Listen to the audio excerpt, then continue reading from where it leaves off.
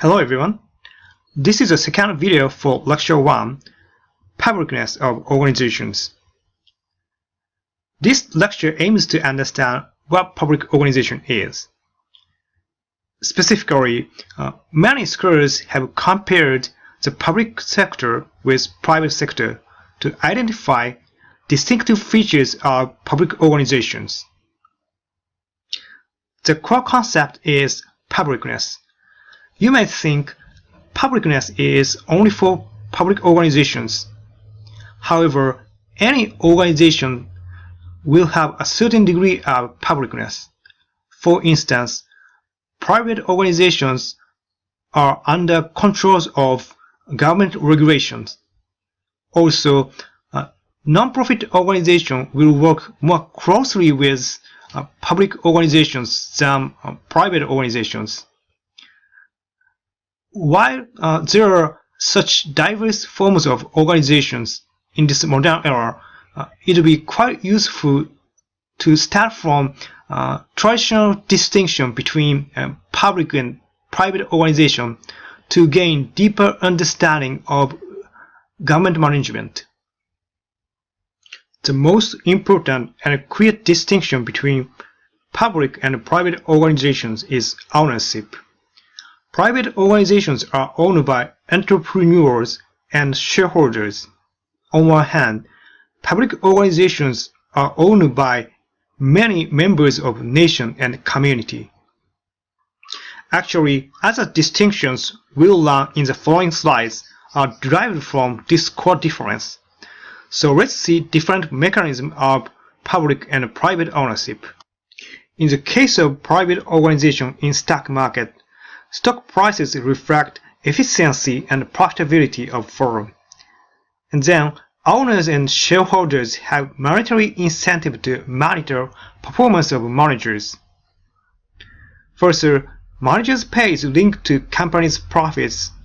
Sometimes managers may own company shares, and thus managers are motivated to perform better. On one hand, as I explained, ownership in public organization is diffuse and vague. Representatives of citizens, politicians, have the power and responsibility to manage and monitor public organizations. However, their main interest is re-election since they seek the power. Political campaign would be more tempting for most of them than monitoring managers. Also, individual voters have ownership. However, their interests are diverse. Most citizens could not find direct link between monitoring managers and their own interest. And thus, compared with monetary incentive in private organizations, the public owners have low incentive to monitor managers. Finally, managers' pay is not linked to organizational efficiency. I'll explain why in the next slide, and thus managers cannot have monetary incentive to perform better. We've just covered the main dimension of publicness. Academic scholars have identified other two dimensions derived from ownership. The second dimension of publicness is public funding. If an organization is funded by tax resource, the organization enhances publicness. Taxation means disjunction between cost and revenues. Paying tax is a legal responsibility of citizens. Also, in most cases, provision of public goods and services does not aim to increase revenues. Without market mechanism, managers' pay cannot be linked to organizational performance. And further, compared with private organizations, public organizations are more likely to be unresponsive to demands of citizens who consume public goods and services. The third dimension of publicness is political control. If an organization is affected by political decision-making, such as legislation and presidential orders, publicness will be increased inside the organization.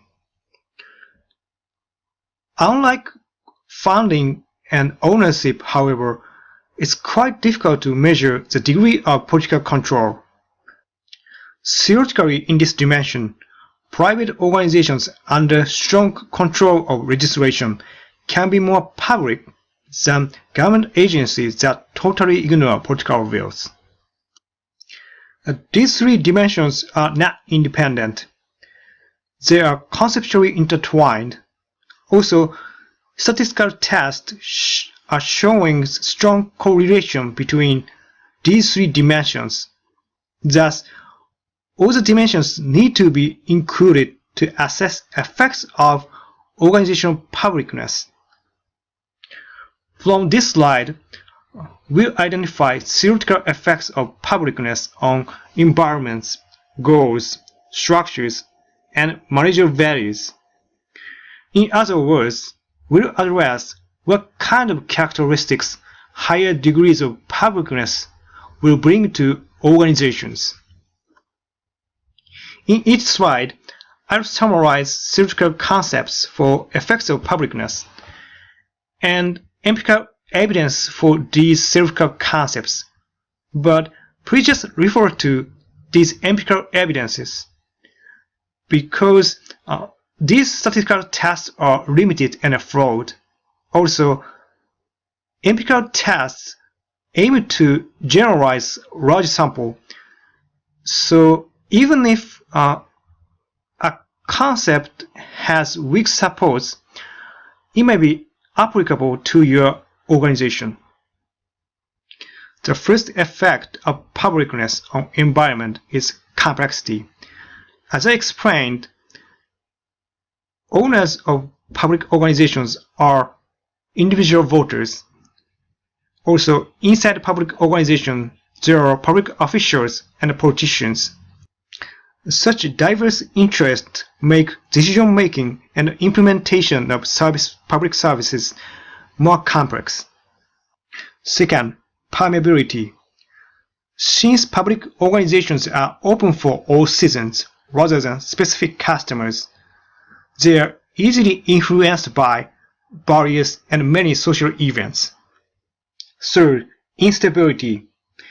If political regime frequently changes, public organizations cannot hold long-term policies or consistent strategic planning. Fourth, public organizations oftentimes monopoly suppliers of public goods and services.